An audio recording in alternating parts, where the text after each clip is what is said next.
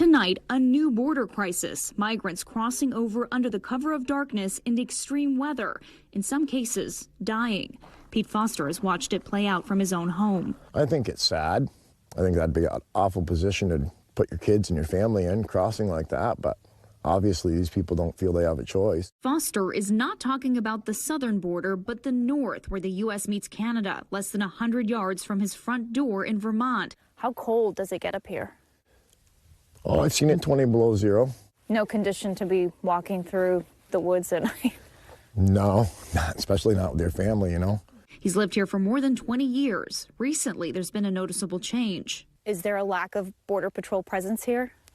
Last couple of years, there's been a real lack of agents. And I would say, yes, a real lack of Border Patrol presence. This area, the U.S. Customs and Border Protection's Swanton sector, stretches across New York, Vermont, and New Hampshire.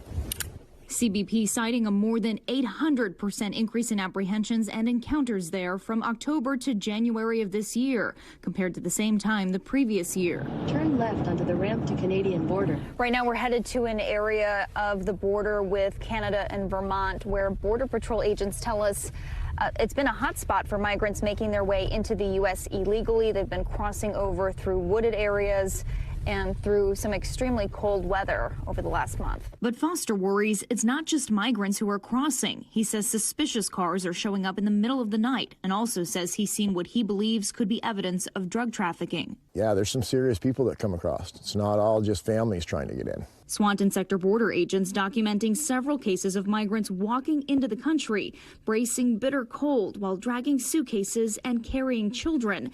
In this case, an 8-month-old and a 2-year-old. The sector's chief patrol agent Robert Garcia tweeting that during a week in early February, 105 people from 8 countries were apprehended, quote, undeterred by Arctic chill, despite regional temps dropping to -22. Another photo, what appears to be a bare footprint in the snow. Sometimes the dangerous trek turns deadly. Last year, a South Asian couple, including their 2 children, froze to death attempting to cross into the U.S. from Canada near North Dakota.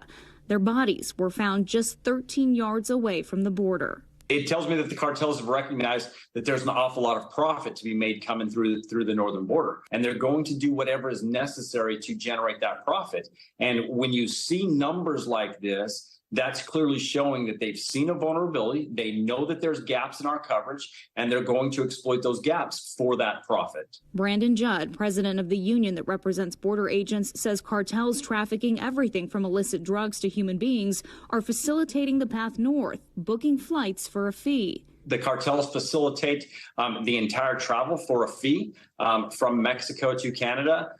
And then from Canada to the United States. It's all about fees, but they do facilitate the entire travel, yes. But not far from Pete Foster's home, migrants are also going the other way, walking into Canada at this unofficial border crossing on Roxham Road, taken into custody by Canadian officials, hoping they'll be accepted as refugees. La gente entró en desesperación, se corrieron los rumores de que llegaban buses para subirte a Canadá.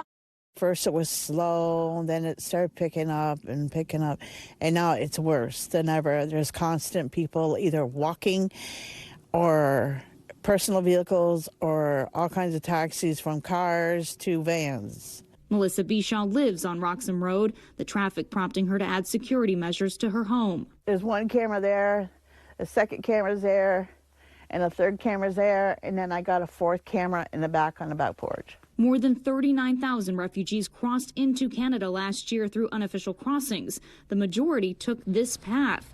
The Canadian government now struggling to deal with the influx. It would be unfortunate to put up barricades and close Roxham Road only for border crossings to open up elsewhere along the 6,000 or so kilometers of border that we have with the United States. On the U.S. side, Pete Foster just wants help, starting with more border protection. I think it'll help. I think what they have for agents here are stretched very thin.